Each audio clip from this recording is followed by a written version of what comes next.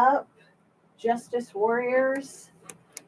It is Tuesday, 2 for Tuesday. It's the second month of the year, the 20th day of the month. It's 11:21 according to my laptop, and they're usually like synchronized with the universal satellite time or something. I'm assuming that it's accurate. I'm shocked that nobody is here. Oh my goodness, I'm all alone. What to do? So I will just go ahead and get started. You know how I am. I like to be on my own, but I got Bex. Ha! I don't have to be alone. How are you, Bex? How are you? Happy day. Nice to see you. Thanks for coming in. So please hit that like button if you'd be so kind. I told you guys I bashed up the thumb the same way I bashed up my toe. And the last time I showed you my toe a few days ago, I think I might have said that I was hoping that I wouldn't lose the toenail. Of course, I'm still hoping that, but I'm thinking that it's probably gonna fall off in the next, I don't know, weeks, months. It's still very well attached, but it's funkadelic. I consider myself lucky. I really do. I thought I broke it. The doctors thought I broke it, so I didn't break it. I just whacked the H out of it. I'm great today. Hope you are doing well. I am. I'm doing very well. I'm in the midst of moving my space. That's why the backdrop is different. And it's such a pain in the butt, but I will make the most of it and turn it into something good. That's pretty much how I live my life. So please share, subscribe, ring your notification bell. You guys, I was watching Ara this morning, and guess who I wasn't subscribed to?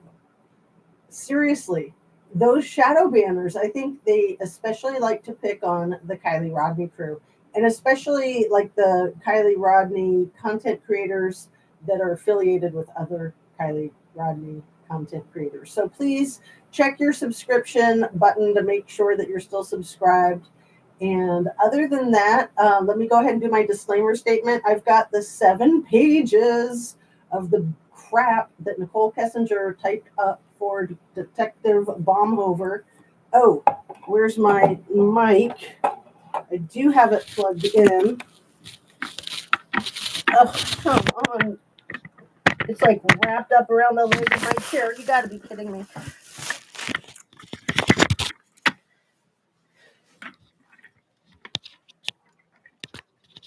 You've got to be kidding me. I was going to say how cool it was that the dog wasn't laying on it, but then my chair almost tried to destroy it. Damn. You guys. Sometimes I just really think it's time to give up, like in a way of not like giving up, but just surrendering, surrendering to the gods. How is the centering of my thing? I don't even want to mess with anything because it'll all fall apart. See, I'm going the wrong direction. Is that the right direction? What is that? I think that is fine, right? It's just so weird. There's always something bugging out my eyes. Like, do you see how the moon like looks like an oblong, but it's right there and it's round? Like, WTF, man. You just make the slightest adjustment on these things. It's good. It's good. Okay. I know some people say I am a perfectionist. I don't think I am a perfectionist. I think I strive for perfection, but then I give up because, we're human. Anyway, let me do my disclaimer. Everything I say is simply my opinion for the sake of conversation, hoping to open up a discussion and learn something, be educational. All my videos to date have been made for YouTube. It's an entertainment platform. I have 7 pages of the printout of the notes that Nicole Kessinger gave to Detective Baumhover, I think is how you say it. I'm working, so I'll be listening today. Okay, and let me knock my mic down. Like I said, give up. I don't even know if the mic helps make it better or not. I know it's better when the dog's not laying on it, but yesterday, I think it was, I did most of my video or the first 20 minutes without the mic, and I couldn't really tell a difference. Sometimes there's a big difference. Anyway, let's get on with it. The print is super tiny, so it might be a little bit challenging for me. I'm going to just do my best. I'm going to first read you what is on the top cover sheet. On September 4th, 2018, at approximately 1300 hours, I met with Nicole Kessinger at the CBI headquarters located at Kingsley Street, Lakewood, Colorado. I was introduced by SACBI Kobach, who had interviewed her several times previous to my instruction. Okay, well, maybe this isn't written by Baumhover. I thought it was. Anyway, because he's met her a few times already. I was going to read through it before I read it to you guys, but I'm like, oh, I know what it says. Hey, Christine, nice to see you. Thanks for coming in. And I know other content creators have done a lot with this document. I just feel a need to read it to you guys today. For me, for you, for all of us. Okay, I advise Nicole that I am now her point of contact regarding this case, and that Special Agent Kobach would attend other cases he was assigned to at CBI. Nicole acknowledged this information and presented me a 7-page typed document she generated containing notes of events she had recalled since her last meeting with Special Agent Kobach. The events documented reportedly occurred between June 25th, 2018 through August 13th, 2018.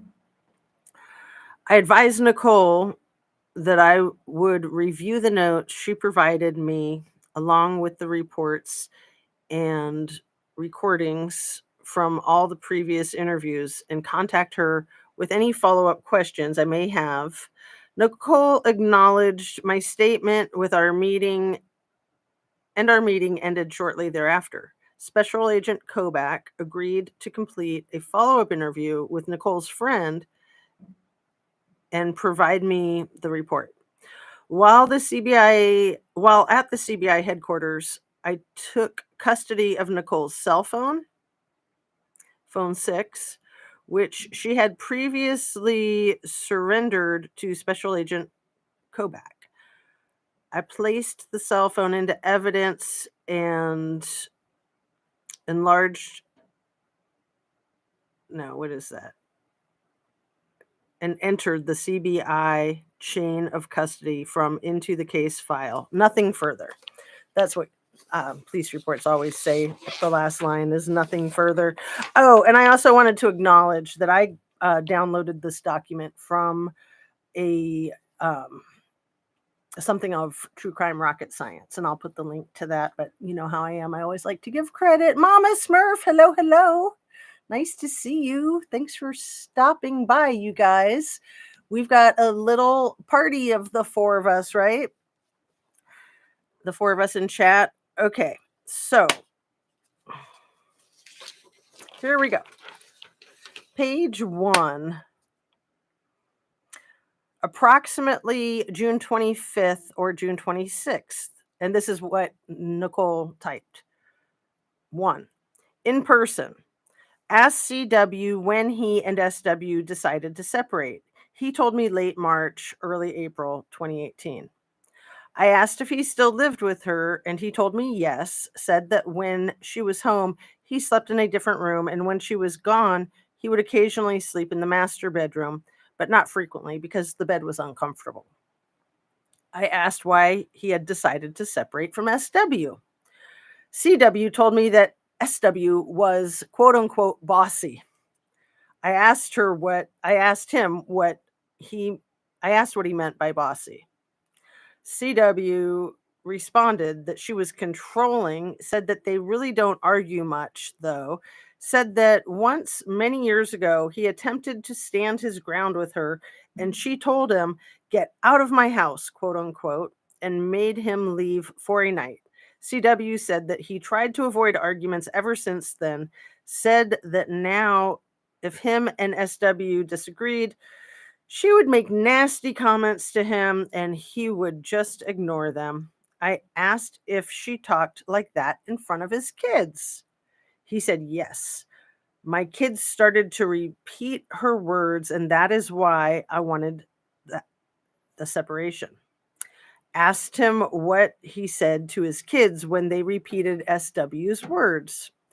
CW said he would tell his children that, quote, "it was not nice to say that to anybody," end quote.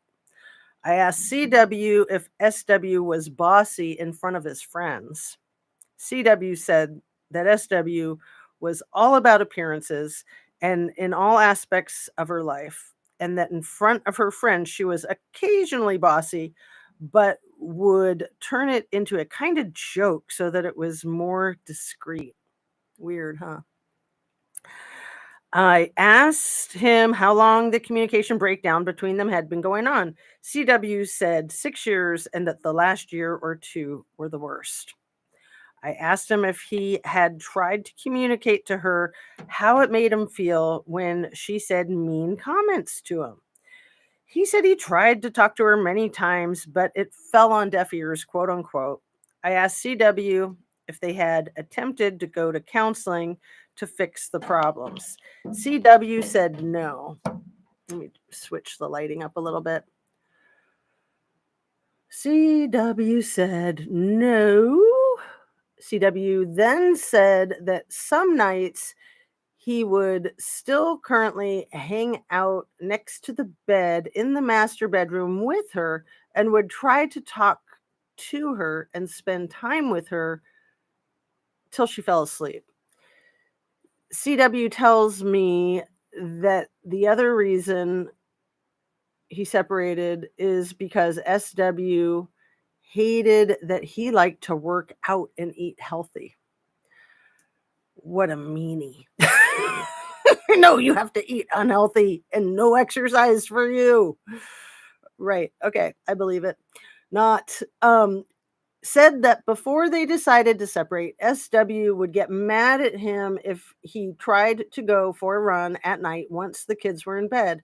Said that SW felt it took away from time they should be spending together.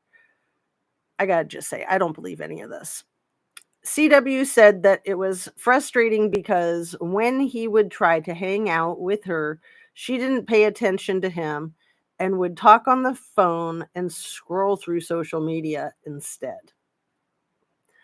I'm not going to keep interjecting, but I'm sorry. Isn't that what people do these days? The whole scrolling through social media, it's like watching TV together. If you can watch TV together, you know you're in a good relationship, right? Same thing with scrolling. It's a joke. Anyway, CW said that many times he would try to talk to SW and she would not acknowledge him and instead would reply with, quote, "Were you talking to me? Because I wasn't listening to you," end quote. CW told me that SW had asked him numerous times to take pictures of them pretending to run together so that she could post it on social media, but she wouldn't actually go for a run with him. That is probably why he had to do away with her, right? Seriously.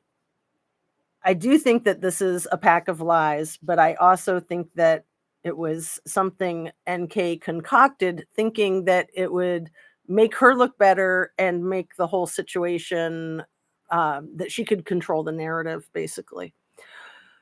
Okay, said he started waking up early to lift weights because it was something he did every day and he didn't want his routine to interfere with his time with his kiddos. Said his health was important to him and he wished that she would have been supportive and not upset. Item 2.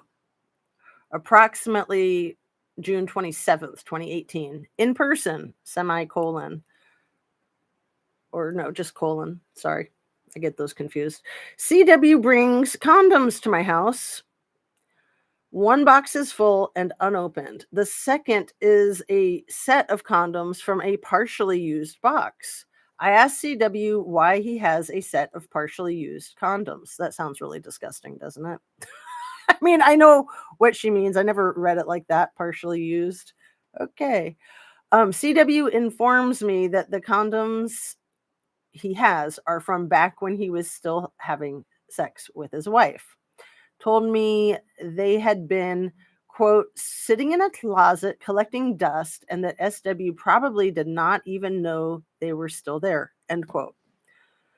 Asked why him and SW used to use condoms. CW informed me that SW didn't like to, quote, get messy, end quote. I was curious, so I looked up the expiration date on the condoms and noted that the unopened set expired in late 2022, and the opened set expired in early 2023. I looked up the lifespan of an unopened condom and discovered it is approximately 5 years. Based on my research, I assume these condoms were manufactured in late 2017 and early 2018. Okay, item 3.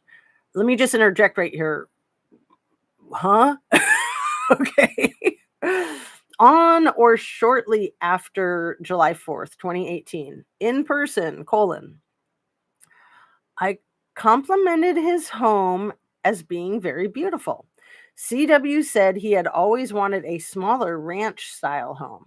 CW said that SW insisted on the big house because she liked to throw parties and make it look like they had everything. I asked him what type of parties he was referring to. CW shook his head left, right, not right, left, right, and said, quote, just expensive parties, end quote. CW tells me that they had the house built, and the only part of the design that he had any say in was the stonework and the paint color on the exterior of the house. CW said his mortgage was $2,800 a month, and he was tired of being house broke. I asked him why it was so expensive. CW said that about $500 of the $2,800 was home owner's insurance. July 14th, 2018, in person. And yeah, I think I greeted everyone, but I will greet you guys all again. Hello, Christine, Mama Smurf, and Bex. Thanks so much for coming into the chat. It's always lovely to have you guys. And here, in person, we attempt to have sex 4 times that evening. He seems mentally interested, but physically cannot perform. Hey, Melanie Kuhn, didn't she say in the interviews that he didn't talk badly about Shanann? All made up again. Exactly. Yeah, she constantly contradicts herself. Plus, if she knew he was so miserable and mistreated, why would she allegedly tell him to try to fix it? There you go, Melanie. Perfect. Thank you. Nice comment. Sorry, I'm listening and chasing the triplets. Mama Smurf has triplets? Are you serious? How old? That's wild. That's a handful. I mean, just one is a handful. Okay. Where are we at? And sorry, my nose is all itchy. I've been like sneezing and stuff like that. Almost 2. Oh my goodness, I bet they're so freaking cute and keep you on your toes. Absolutely. So he cannot perform. I asked him what the problem was several times, and he kept telling me that nothing was wrong. I told him that he was quiet that day, and it seemed like he had something on his mind. I asked him if what was bothering him had to do with the convo that occurred the previous weekend. CW said yes, told me that initially he was mad I had been asked out on dates, but then felt that he couldn't be mad because That would make him a hypocrite. Said what was really bothering him was that I kept asking him to try and fix things with SW. Who's bossy? CW told me that he would attempt to fix things with her when he was in North Carolina and that he didn't want to talk about it anymore while he was home. The sex from then on for the rest of the relationship was greatly reduced from 3 to 4 times daily to 1 or maybe 2 times, and was not an I think it's as intimate. It says an intimate when it occurred. Sex no longer happened every day we hung out, but it was still very frequent. And number 5, conversation while CW was in North Carolina. Phone, : CW tells me that he had a conversation with his buddy Mark, who lives in San Diego. Says Mark informed him that many years ago, he believes that SW was responsible for a large amount of money that was embezzled from a company that SW and Mark both worked for at the time, but that the company was never able to prove who did it.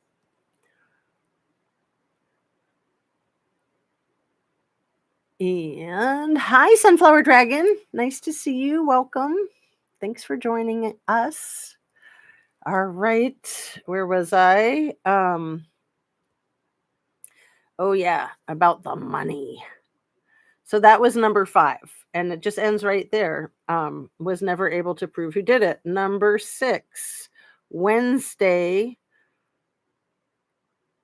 August 8th, 2018, in person, : CW stops by the Frederick, Colorado Toyota dealership to pick up an order of touch-up paint and windshield wipers for my vehicle after he gets off work. This is 4 or 5 days before the unaliving. I pre-ordered the paint several weeks earlier. He brings them to my house sometime between 3 and 4:30 that day. So that's all it says about the paint. But interesting. Maybe it's innocuous. Maybe it's something much more meaningful. I think it's fascinating. And why is she even mentioning it? Saturday, August 11th, 2018. So the day before, essentially. In person, : CW told me he didn't have any extra money for a deposit on an apartment. I told him that apartments nowadays were so expensive for rent that the damage deposits have to be fairly cheap because otherwise people can't afford move-in costs. He said that every time he got paid, he just watched his bank account dwindle down. I have to interject there because he did not pay attention to the bank account. Okay. He didn't watch anything. He did not focus on the money. He let Shanann handle all of it. He didn't even know how to check his balance or to see if there were any recent withdrawals the morning that they claimed she went missing. I'm going to read that one again. He said that every time he got paid, he just watched his bank account dwindle down. Said he wished he had a way to prevent his disposable income from being spent. Also hilarious because when you have small children and your house broke, there's no disposable income. Like, what the F are you talking about? When you're single and live in an apartment like she does, then yeah, you might have disposable income, right? Okay, went to his house to drop him off after we visited Shelby Mustang Museum in Boulder. While at his house, I felt uncomfortable, as if I did not belong there. As if. What would possibly make you think that? He had built a beautiful life, and it made me think that there was still a chance for him to fix things with his wife. I told him that I did not think it was fair to SW or to me that he was trying to live 2 lives by being in a relationship with both of us at the same time. And yeah, this is contradictory to that he was already getting a divorce, right? Said that I think he either needed to fix things with her and let me go, or he needed to move towards trying to finalize his divorce.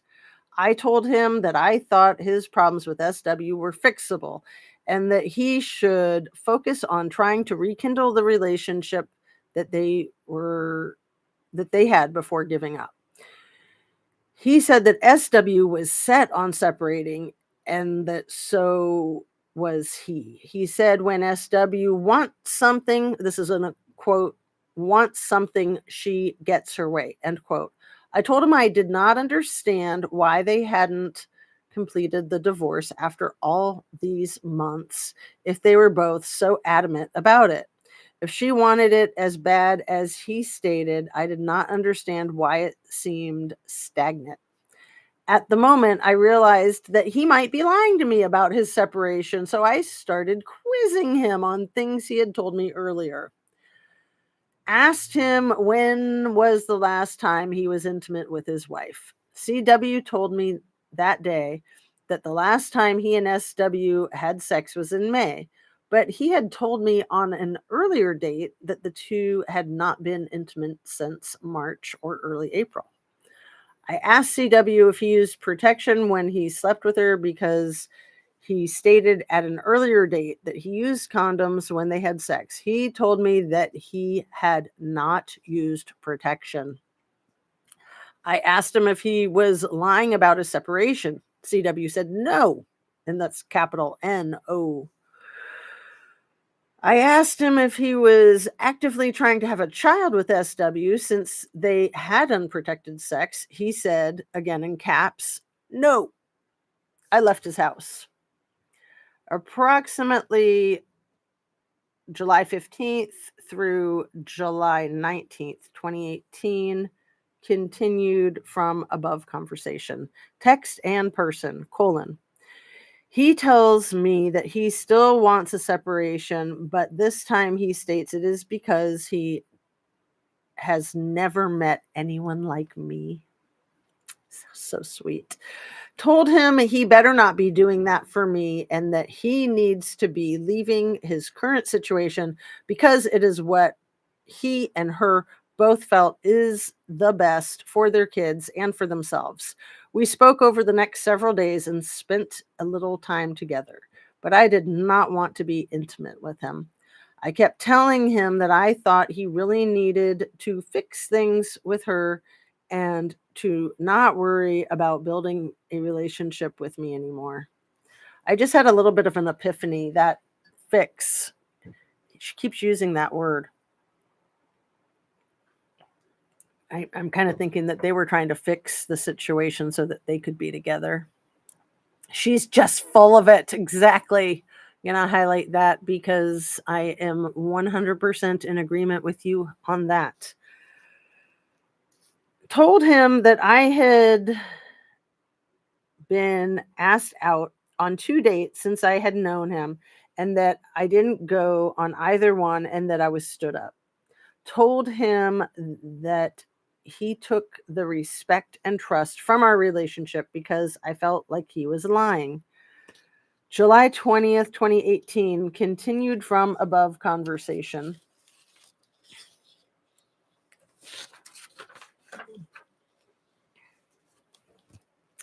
I told him that it is possible to divide paychecks into multiple bank accounts.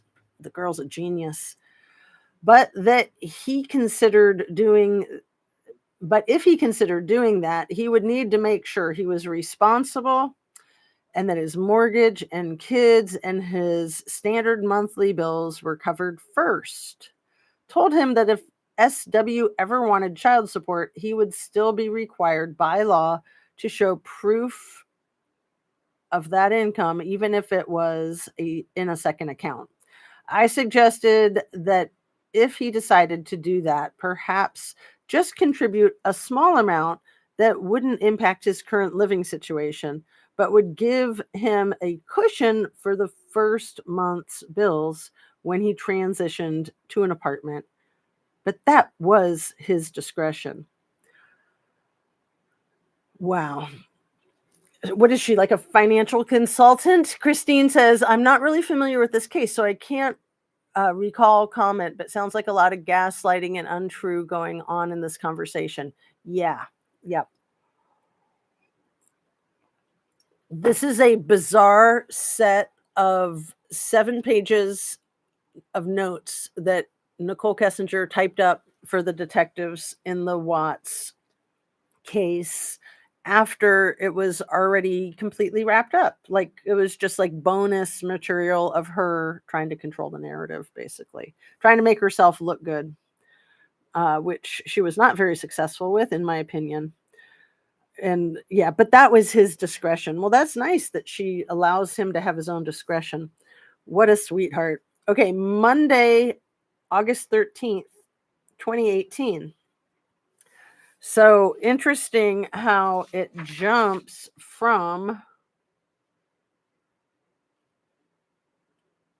the 19th of June, no, the 20th of June to the day after these people, the whole family, was annihilated. Okay, continued from above conversation. Text or phone, suggested the bank account idea again after he told me that he thought SW was gone for the night at a friend's house. Like she hadn't talked to him all day, right? OMG. Yeah. Hey, Miss W. Good morning. So nice to see you. Yeah, totally OMG. She's such a freaking nutcase. Suggested the bank account idea again. I have to read that a second time. It's too funny. Right after he told me that he thought SW was gone for the night at a friend's house. Asked him if any money was missing from their bank account. CW said no. So that would be weird if it had any bearing in reality. He's telling her that his wife went to a friend's house for the night, and she asks if there's any money missing from the bank account. Sure. Okay. So the next day, Tuesday, August 14th, 2018, continued from above conversation. Text, the only bullet under this one is CW told me he opened up a second bank account so he could start saving for an apartment. You guys.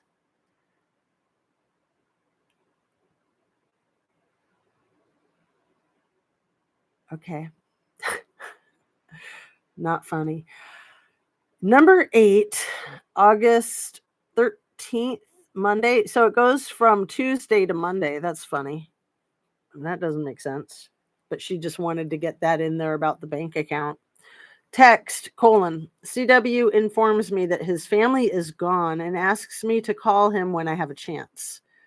When I called CW, he informed me that the cops were at his house and that he would need to call me back. I was unaware that his wife had missed a doctor's appointment, or that his kids missed school that day, or that her friend had tried to contact her and couldn't, or that he had tried to call her and didn't get a response, or that her friend had dropped by the house hours earlier to check on her. It's making my head spin. I was unaware. Like, she obviously knew all of these things in real time because these two were like obsessively calling and texting each other every minute of the day. A gold digger, Christine asks. And yes, I believe, as do many, I think Ara and maybe What's the Obsession. I know Amber Truth Seeker, ATS News, believes that they had a plan to blow up the victims at Survey 319 to then get a multi-million-dollar settlement the way other people had gotten when there'd been explosions at some of the oil rigs of Anadarko. I think the last one was like 12 months prior. Where was I? I asked him why the cops were there. CW informed me that SW friend Nicole had called them. CW says that the media are arriving. I was confused and asked him why they were there. CW tells me that Nicole called the media. Right. I asked CW why he believed Nicole would call the cops and the media. He said Nicole wasn't being very nice to him, informed me that she was sitting in her car on the phone with SW mom. Asked how Nicole knew SW mom. CW informed me that Nicole used to work with SW mom. I asked if he thought maybe Nicole was the friend that was helping SW to get away for a day. CW says no. Why would Nicole be helping SW if she was the one who called cops? I suggested maybe it was to throw them off the trail. He did not agree. CW asks me if he should talk to the media. I initially told him no, and then suggested that if he decided to speak to them, that maybe he could ask SW to bring his kids back. Was uncomfortable with him asking for my advice on the media, so then asked him what his friends thought he should do about the media. CW says that his friends believe that it would look bad if he didn't speak to the news and thought he should make a statement. Phone, : I asked CW if the cops had attempted to search his friends' houses since he believed that SW had gone to stay with a friend. He told me no, they hadn't. Right. I'm sure they knew that there was no reason to. I asked him why not, and he told me he didn't know why they hadn't. I asked him why Nicole did not like him. He said he wasn't sure. I asked CW if Nicole was married and how well he knew Nicole and her husband. He informed me that he didn't know her husband hardly at all.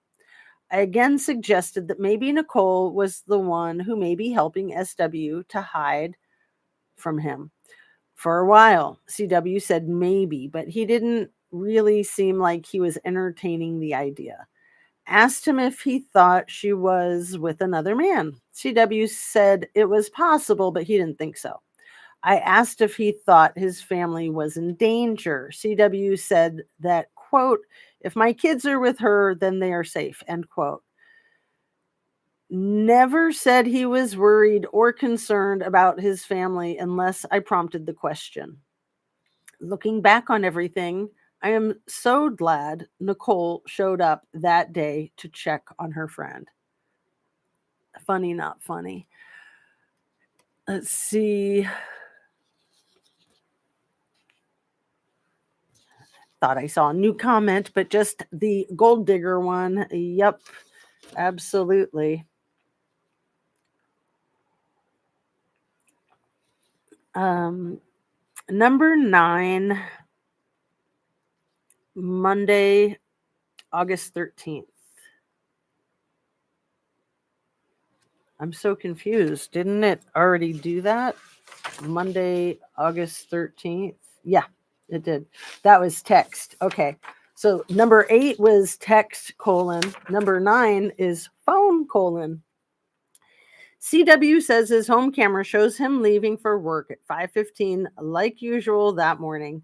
CW tells me that his home alarm system notified him that at 9:10 his garage door opened, but that he never received a notification on his phone that it closed again. That, I believe, is very significant. The 9:10 garage door opening. I asked him if his garage was open when he got home from work that day, and he said, capital N, capital O, no. I asked CW if he thought that SW left out the garage at 9:10 that morning. He suggested that she either left out the garage door or the back door because there is no footage of her leaving from his front door camera. I asked CW if there was any sign of forced entry, and he said capital N, capital O, no. Told me he didn't want to keep talking about that subject and asked me to talk about something else. Huh? Such a weirdo. I suggested maybe it was to throw them off the trail. He did not agree. Oh wait, this is a repeat about the media and stuff. That's weird. Yeah. Okay, I think that's everything. Huh. That's funny. No, there's a last page that's missing because the last page that I have is a repeat. So um that's all right. We got most of it. I'll get that last page and read it hopefully on the next one. Pretty astounding that this girl, this woman, she was 30, would think that it was a good idea to type up a document. I mean, first of all, when you type something up, you're creating hard evidence that can and will be used against you in most cases. Unfortunately, so far in this case, I don't think it has been used against her, but I do think that it should be. Don't you guys? I feel like a lot of content creators are readdressing this case, most likely because of the video that DA Rourke made with his wife on her channel, Survivor's Guide to True Crime. And then she made a couple of allegations of strikes against a couple of great channels that were able to fight those strikes and get them removed. And DA Rourke's wife, Kimberly Rourke, and her co-creator of the channel took down the video that she interviewed him in. So it's important to note, if you're not familiar with that interview, that Rourke, who was the DA in the case, admitted that he didn't look at the evidence during the case. He says because he was too traumatized, that he couldn't because the little girls reminded him of his little girl. So he didn't look at the evidence. But yet he's the one who didn't prosecute the case necessarily, but did the plea agreement with Watts and wrapped it up. So there was no matching of evidence to the confession, which is completely whack. We all know that. We all know that confessions are often false, and the last person you're going to believe about what happened, the last person you're going to believe is the criminal, the suspect. The only person above DA Rourke is the Attorney General. Is that correct? Could he intervene? What a great question, Melanie. What an excellent question. I like that. I would think that the answer would be yes if they wanted to. But so often, professionals in situations like that don't want to create work for themselves, and they don't want to step on other professionals' toes. They don't want to upset them. They're often friends, but even if they're not friends, in reality, they often have dirt on each other. So let's just pretend for a moment that the DA has some dirt on the Attorney General and the Attorney General intervenes, then Rourke could out the Attorney General. And for people that have involvement with government and law enforcement, I think that will make sense. For people that might not have experience with that, it might not make sense. But I have found that to be true, that when people know each other for years, they have dirt on each other. And that's why they don't call each other out. That's what I have found in my experience. So I'm curious if you guys have any thoughts or opinions about that. What a witch that NK is. What an absolute witch. The part about Shanann wanting Chris to take photos of her looking like she's jogging with him so she can post them on social media, to me, is almost comical, like Nicole is saying that she's such a joke of a person. She's such a worthless individual that she's going to want to pretend that she exercises when she doesn't. And I'm sorry, but when you have two toddlers, you're getting quite a workout already. Like, you don't even necessarily need to go and try to work out at the gym. Although I think it's good to, because it's good to have the alone time and it's a different kind of workout. But for someone like her who doesn't have children, she has no idea how much energy it takes to hang out with a couple of toddlers. Not to mention how much energy it takes to be pregnant, you guys. Did you know that a pregnant woman laying on the couch is literally using more energy than a non-pregnant woman climbing a mountain? Literally. That's why when we're pregnant, we're fatigued, because we're like building an empire inside of our abdomen. And for someone who's never been pregnant, they might see that as lazy, right? So Shanann was not only 4 months pregnant, she also had two toddlers. So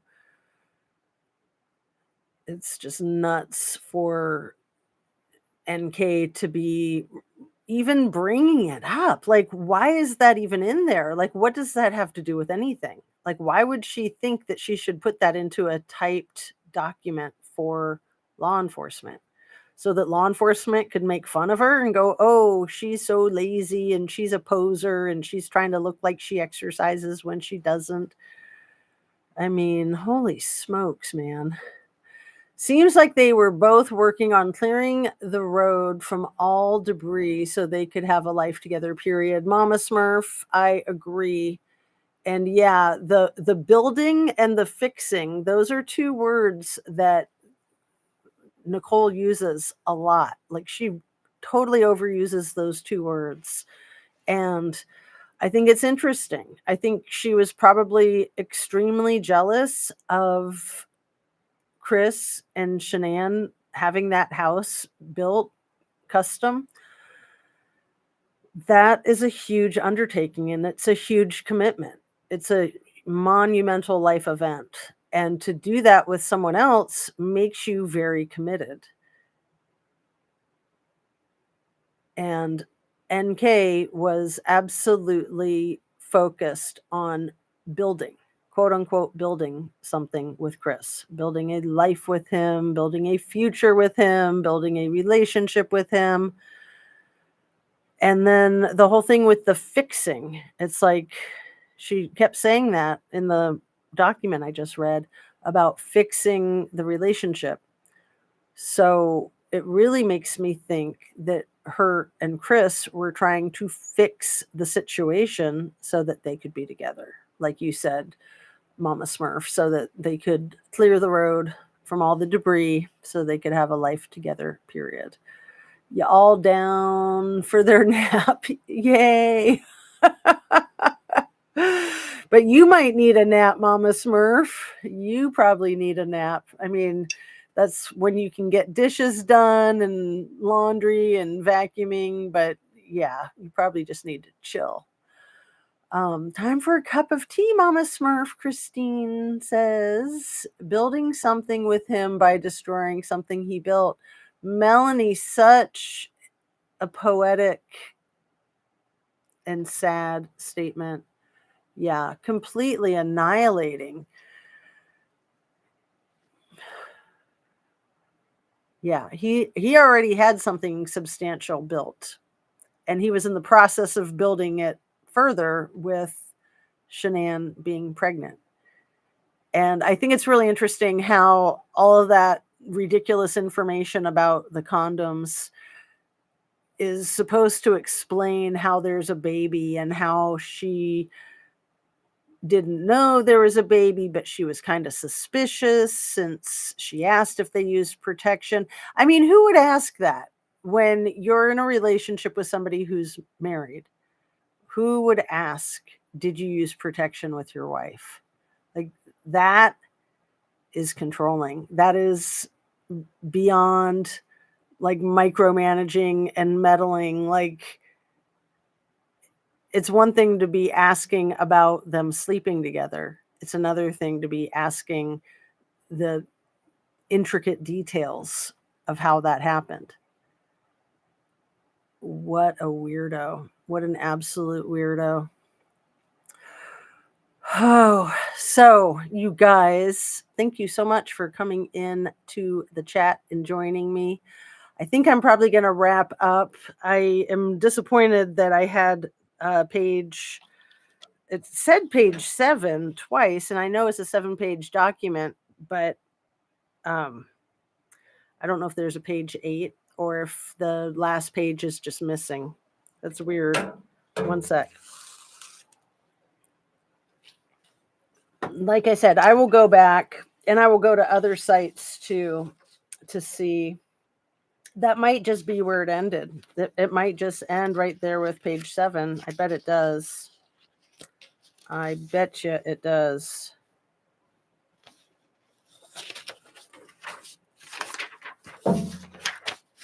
Weird.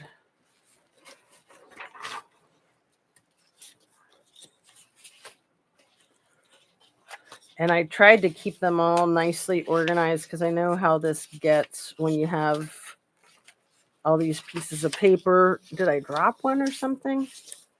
I don't think so. I don't know. I'll get it figured out for the next video, you guys.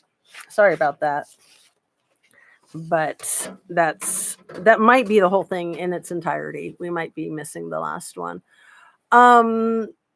Yes, Melanie. I'm sure she frequently stalked Shanann's Facebook and knew it all. 100%. I mean, the way she went into the great detail of looking at the expiration dates on those boxes of condoms and then Googling the lifespan of unopened condoms and then how she discerned the manufacturing date.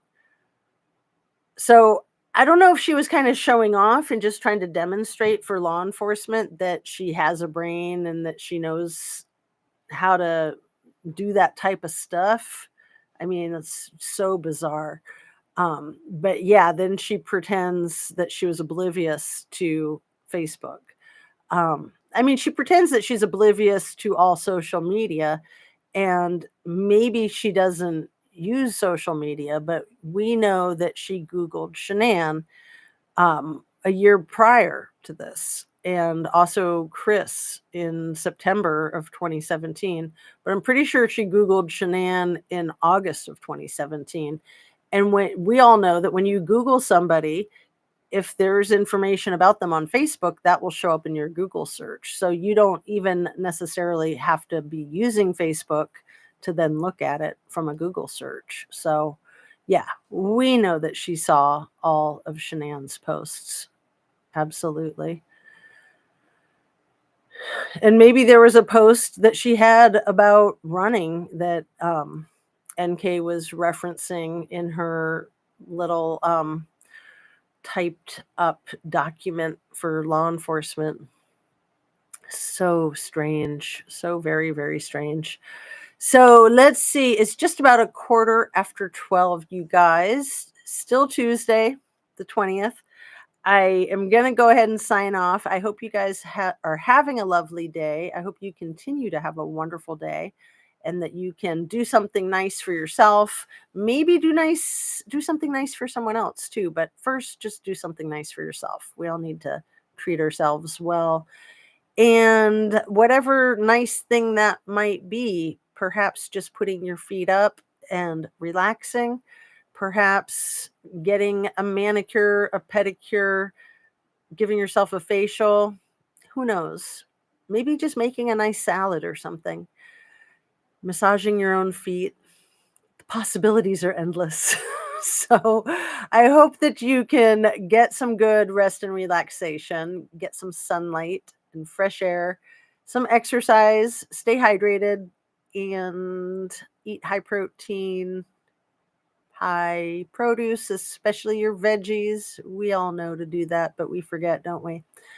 And just be kind to yourself, kind to others, but especially be kind to yourself. I like to say be forgiving of others and especially be forgiving of yourself. And I think that's about it for today. Oh, have a great day, evening here. Yeah. Where are you at, Melanie? The other side of the planet or something? Are you like in Australia, or if you have a moment to type in the area of the world that you're in? Yeah, I'm in Ohio, so I'm on the Eastern Standard Time. And Germany. Oh, did you say that yesterday, Melanie? I'm sorry if you did. And I have a lot of trouble retaining information. There's just so much. There's only so much my brain can handle, and trying to keep track of my phone, which I lost again this morning. And oh, yesterday when I finally found my phone, it had fallen behind the couch. I had looked everywhere in the house like 10 times. And then I thought, and I thought, and I thought, and I thought it had to have fallen behind the couch. If it's not there, I have no idea where it is. And I looked, and there it was. So, similar thing today, that it disappeared again, and it wasn't behind the couch, and it wasn't anywhere in the couch or under the couch. And I had checked the jacket that I put on to take my daughter to school. I had checked the pockets a couple of times, but I checked them again, and there it was, hiding from me. So, yeah, I'm sure you guys have similar problems. We kind of take our cell phones with us everywhere we go, and then we set them down for a second and we don't remember where. But what's even more frustrating to me is when you do know where and you can't find it. I don't know how many times I've been looking for my cell phone in my purse, knowing that that's where it was, and not being able to find it until like the third or fourth search in the same purse, the same exact purse. So that's how it was with the pockets of my jacket this morning. And it was really ridiculous, kind of funny. Funny, not funny, I like to say. So thanks for visiting with us from Germany, Melanie, and peace out. Sending you light and love. I will do the good old thumb one more time. If you haven't hit your like button yet, please hit that like button on the way out, and make sure that you're still subscribed if you are subscribed or care to be subscribed, and share the video if you like it, and turn on your notification bell to ring. So like I said, I know that there's other content creators over the years that have focused on this 7-page document. And I believe that there's even content creators just in the last week that have also focused on the 7-page document. So I'll try to watch some of those between now and the next video, which will hopefully be tomorrow morning. So peace out, and thanks again. Have a great day, and see you on the next one.